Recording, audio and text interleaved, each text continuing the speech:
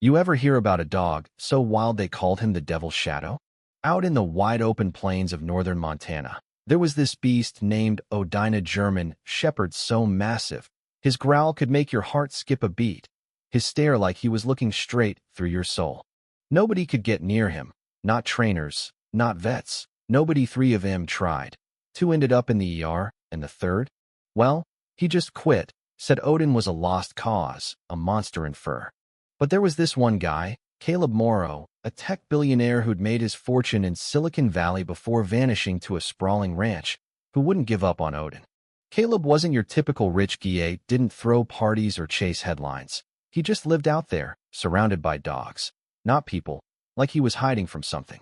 Word was, he'd put up $1 million for anyone who could make Odin gentle again.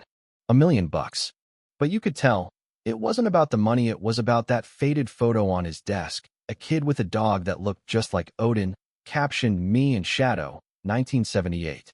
That's where this story starts, and trust me, it's not what you think. Before we dive in, hit that like button if you love a good underdog story, pun intended, and drop your city in the comments. I'm curious where y'all are listening from. Alright, let's get to it. Miles away, in the gritty backstreets of Missoula, there was this kid, Ellie, just 13, living a life nobody should. No family, no home, just her and the cold, ducking into alleys, sleeping under shop awnings, invisible to the world. She'd learned how to fade away, how to stay quiet, how to survive. One night, huddled by a gas station, she overheard two truckers jawing about Caleb's offer. Old Man Morrow's lost it, one said, laughing, $1 million to tame that killer mutt. The other guy snorted, that dog will rip your arm off before you get close. Ellie didn't flinch, she just sat there, chewing on a stale crust she'd scrounged, something stirring inside her. That dog, Odin, the one nobody could reach, the one everyone feared. She got it. She knew what it was like to be written off, to be alone, to feel like you're more shadow than person. Maybe he's not a monster, she thought. Maybe he's just like me. So, Ellie made up her mind. She'd find that dog. It took her 3 days, walking dusty back roads, her sneakers falling apart, her stomach growling louder than any dog ever could. When she finally reached the iron gates of Morrow's ranch, the place looked like a fortress, all fences, security cameras, the works. A guard, this big guy named Hank with a mustache like a push broom, spotted her and smirked. You lost, kid? This ain't a playground. Ellie, all 5 feet of her, looked him dead in the eye. I'm here for Odin. I want to try. Hank laughed so hard he nearly choked. You?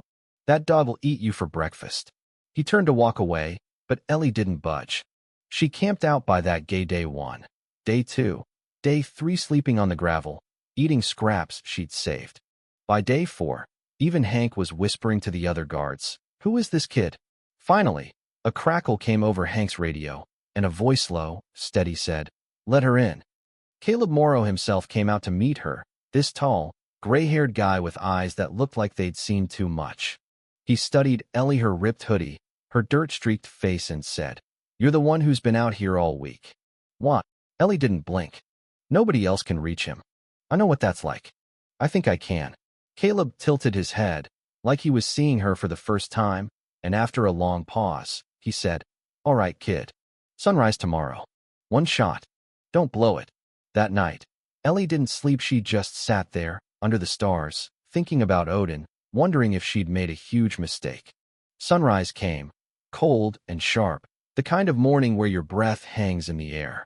They led Ellie to a training yard, Odin chained in the center, his fur bristling, his eyes like burning coals.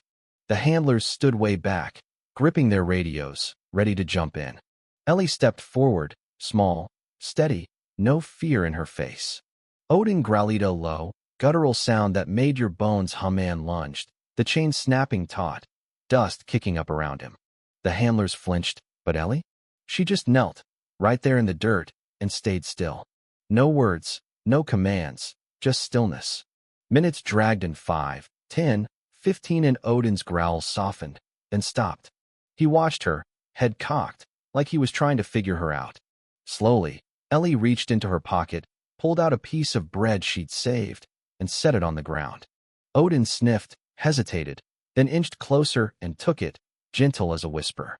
The yard went silent.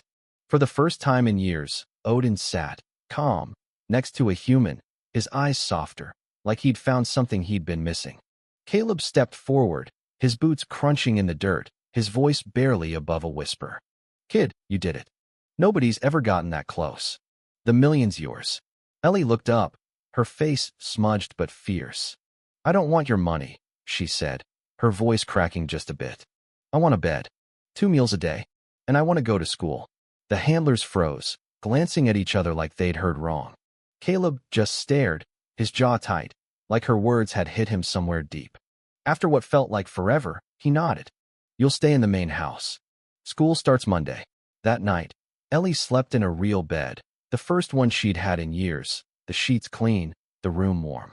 Odin curled up outside her door, his massive head resting on his paws, like he'd finally found his purpose.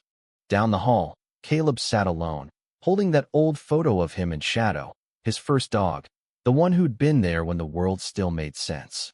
"She didn't fix him," he whispered to himself. "She showed me he was never broken." But here's where it gets messy. Word spread too fast.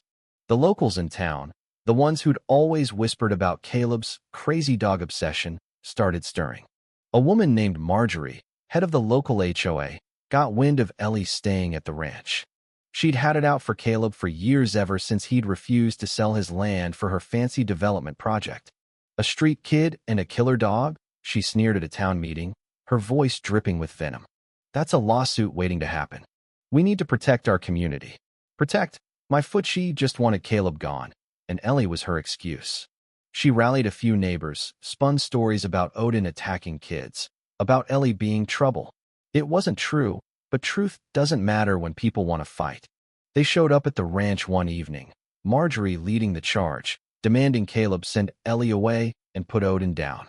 "You can't keep a menace like that," she snapped, pointing at Odin, who stood protectively by Ellie's side.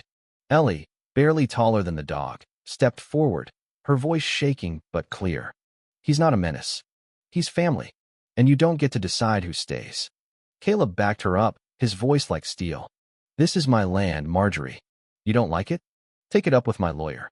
That standoff changed everything. The town split. Some sided with Marjorie, scared of Odin, suspicious of Ellie. Others saw what Caleb saw, a kid and a dog who'd found each other when the world had given up on them. Ellie stayed, Odin stayed, and Caleb? He started coming out of his shell, teaching Ellie to read, taking her to town, even laughing sometimes. They built something real, a family, not perfect, but theirs. But the question lingers. Was Marjorie right to worry, or was she just a bully hiding behind community values? What do you think? Drop a comment. Did Ellie and Odin deserve their shot, or was the town right to push back? Share this story if it hit you in the feels. And let's keep talking about what makes a family, what makes a home. Hit subscribe for more stories that'll stick with you long after the screen goes dark.